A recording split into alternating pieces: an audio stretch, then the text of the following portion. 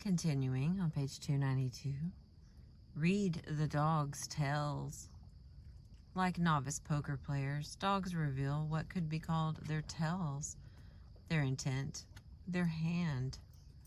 With every move, if you simply look, the configuration of the face, head, body, and tail are all meaningful, and there is more to it than whether the tail is wagging or the dog is barking. Dogs can say more than one thing at a time. A barking dog whose tail fans the sky is not about to attack, but is instead more curious, alert, uncertain, and interested. A furiously wagging low tail undermines the aggressiveness of a familiar dog, snarling as he guards a ball or a loved one. Given the salience of eye contact to all canids and the dog's use of gaze, you can get a lot of information about an unknown dog from his eyes. Constant eye contact can be threatening. Do not approach a dog by gazing non-stop, which may be perceived as staring him down.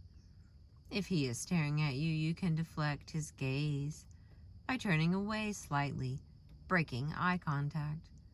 They do the same when they are tense, turning their head to the side or distracting themselves with a yawn or a sudden interest in a smell or the ground. If you think you are the recipient of a threatening stare, you can confirm it by looking for its accompaniment. Hackles up, ears up, tail up, body frozen. A stare with the tongue darting licks into the air is more adoring than aggressive. Pet friendly.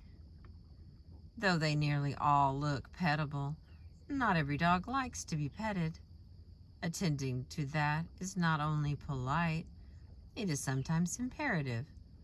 A fearful or sick dog might respond to touch with aggression. There are great individual differences in dog sensitivity to petting, and their current interest can be changed by their state of health, their state of happiness, and past experience.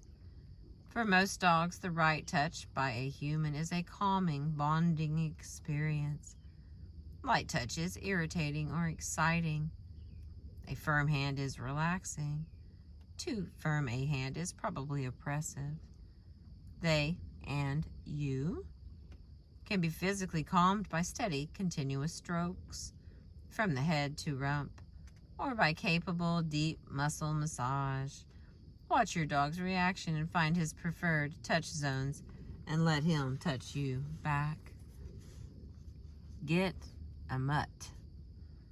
If you don't have a dog yet or are getting another dog, I have just the breed for you. The breedless dog, the mutt. The myth that a shelter dog, especially a mixed breed dog, will be less good or less reliable than a purebred dog is not just wrong, it is entirely backwards. Mixed breeds are healthier, less anxious, and live longer than purebreds. When you buy a bred dog, you are simply not buying a fixed object, guaranteed to act in certain ways, regardless of what the breeder tells you. What you might get is a dog with an overriding fixation, born of breeding for a task that he will likely never do while living with you, who nonetheless will still be wonderfully doggy. Mutts, on the other hand, with the bred characteristics diluted, wind up having lots of latent abilities and a lot less mania. Anthropomorphize with Umwelt in mind. On walks, Pump was never satisfied with being on one side of the path or the other. She weaved back and forth capriciously. Holding her on leash, I was constantly readjusting my hand on the thing.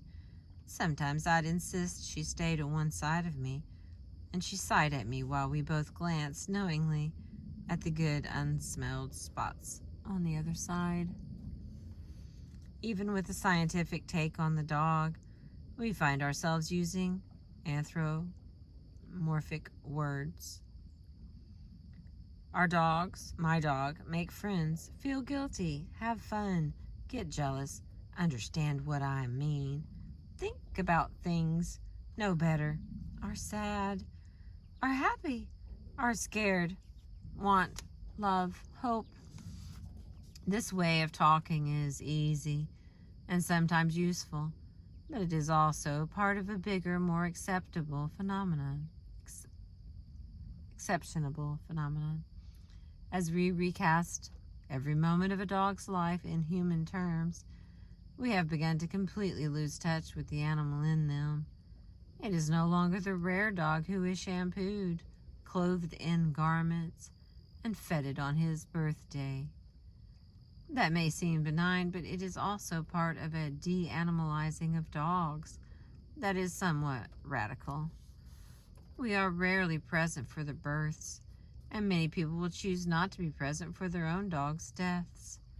We eliminate sex for the most part. We neuter dogs and we discourage the slightest lascivious thrusts of the hips. They are fed sanitized food in bowls. They are largely restricted to a leash-length distance from our heels. In cities, their excrement is bundled up and thrown away. Happily, we have not yet taught them to use the toilet, convenient though we know that would be. Breed types are described like products with specified features. It seems as though we are trying to get rid of the animal part of the dog. If we assume that we have reduced the animal factor to 0, we are in for some unhappy surprises. Dogs do not always behave just as we think they should.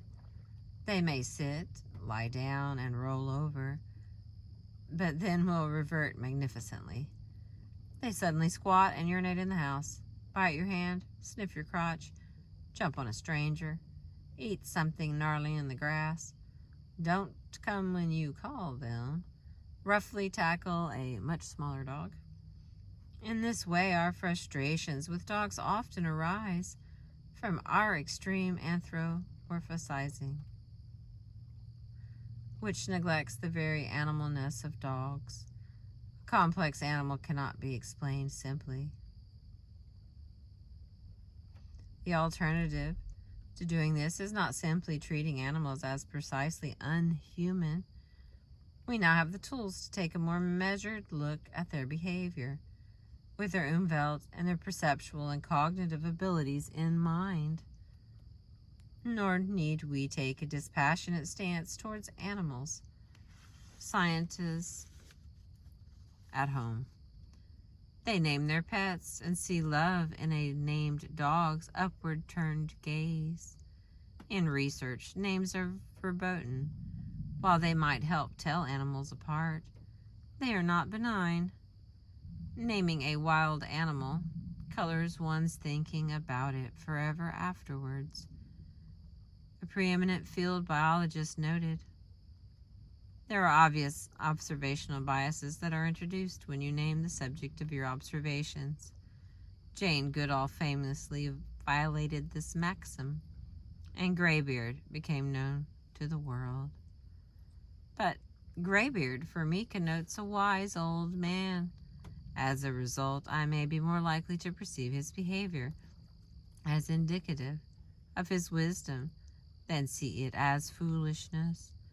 Instead, to distinguish individual animals, most ethologists use identifying markings, leg bands, tags, or marking fur or feathers with dye, or look for identity in habitual behavior, social organization, or natural physical features. Neither are these methods benign. In some cases, there is the famous case of the zebra finches, captured and harmlessly leg-banded for identification as the researcher observed their mating tactics. Lo and behold, the only feature that they found was predictive of a male's success at breeding was the color of his leg band. Female zebra finches apparently swoon for a red band on a fella. Males prefer black-banded females. To name a dog is to begin to make him personal, and thus an anthropomorphizable creature. But we must, To name a dog is to assert an interest in the understanding the nature of the dog. To not name the dog seems the pinnacle of disinterest. Dogs named dog make me sad. The dog is already defined out of being a player in the owner's life. Dog has no name of his own. He is only a taxonomic subspecies. He will never be treated as an individual. What one is doing when naming a dog is starting him on the personality that he is to grow into. And trying out names for our dog, calling words out at her, Bean, Bella, Blue, to see if any prompted a reaction. I felt that I was searching for her name, the name that was already hers. With it, the bond between human and animal, wrought of understanding, not projection, could begin to form. Go, look at your dog. Go to them. Imagine his umwelt, and let him change your own. The postscript. Me and my dog. I sometimes find deep recognition in photos of her in which her eyes were not distinguishable from the darkness of her coat. It represents to me the way in which there was always something mysterious about her existence to me, what it was like to be Pumpernickel. She never laid it out there in the open. She had a privacy about her. I feel privileged that I was led into that private realm. Pumpernickel wagged into my life in August of 1990. We spent nearly every day together until the day of her last breaths.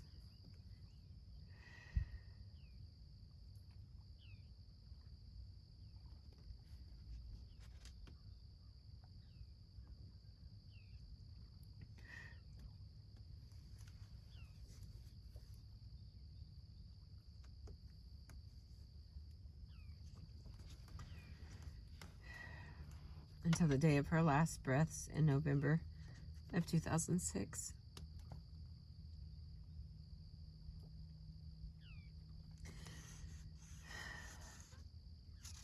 I still spend every one of my days with her.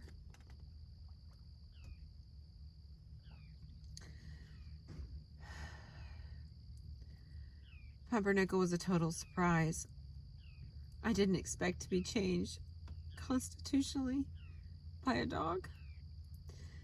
It quickly became apparent that the description, a dog, didn't capture the astounding abundance of facets to her, the depth of her experience, and the possibilities of a lifetime knowing her. Before long, I felt pleasure simply at her company and pride at watching her act. She was spirited, patient, willful, and disarming, all in one great furry bundle. She was sure of her opinions. She had no truck with yipping dogs, and yet open to new things as the occasional fostered cat, despite each's unwavering disinterest. She was effusive. She was responsive. She was great fun. What Pump was not was a subject in my research, at least not intentionally. Still, I brought her with me when going to watch dogs. She was often my passkey into dog parks and into dog circles. Without a dog companion, a person may be treated suspiciously by dogs and owners alike. As a result, she wanders through many of my videos of bouts of play, through and out, as my video camera was trained on my unwitting subjects, not on my Pumpernickel. Now, I regret my camera's unemotional oversight of her. Though I captured the social interactions I wanted, and was eventually, after much reviewing and analysis of the behavior of the interactants, able to discover some surprising abilities of dogs, I missed some moments of my dog.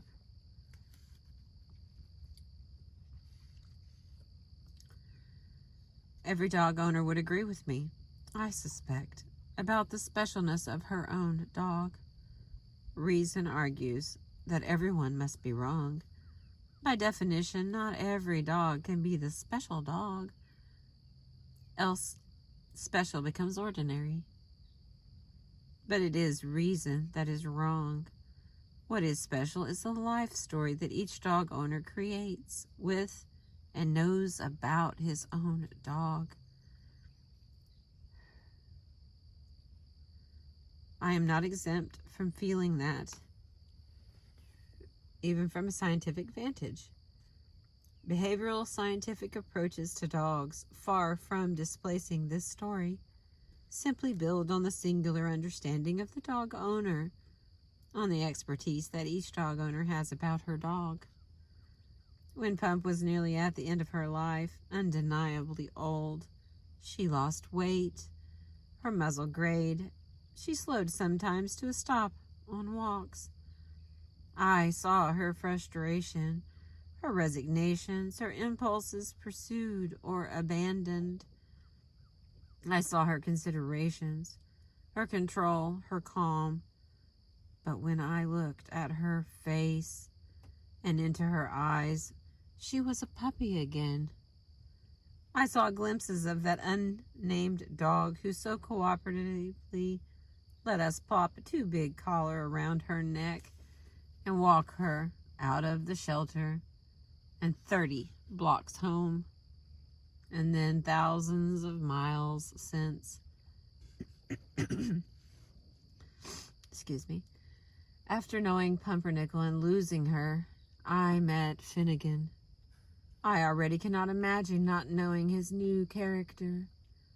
This leaner on legs, this stealer of balls, this warmer of laps, he is incredibly unlike Pumpernickel. Yet what she taught me has made every moment with Finnegan infinitely richer. She lifted her head and turned towards me, her head pulsing slightly with her breathing. Her nose was dark and wet, her eyes calm. She began licking, full long licks of her front legs of the floor. The tags of her collar clonked on the wood. Her ears lay flat, curling up a little at the bottom like a felted leaf, dried in the sun.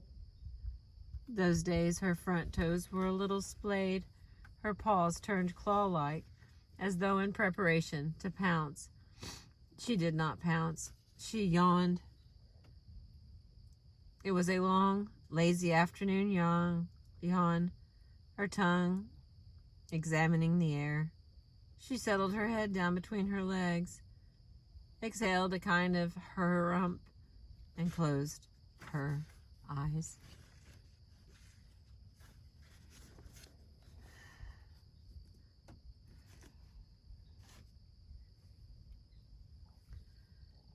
That's the end. Thank you for listening.